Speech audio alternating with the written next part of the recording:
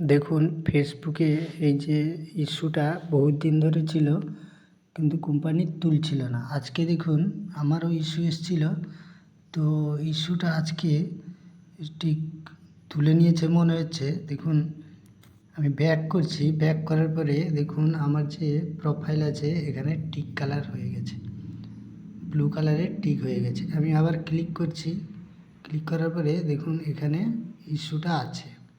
তো আমি এর উপরে আবার ক্লিক করছি ভিউ ডিটেলসের উপর, ভিউ ডিটেলসের উপর ক্লিক করার পরে এখানে দেখুন ব্লু কালারের টিকটা চলে এসছে। তো আমি আবার ব্যাক করব, ব্যাক করার পর একবার এটাকে রিপ্লেস মেরে দেখি। এবার রিপ্লেস মেরে দিচ্ছি, রিপ্লেস মারার পরে দেখুন আমার ওই যে ইস্যুটা উঠে গেছে আবার।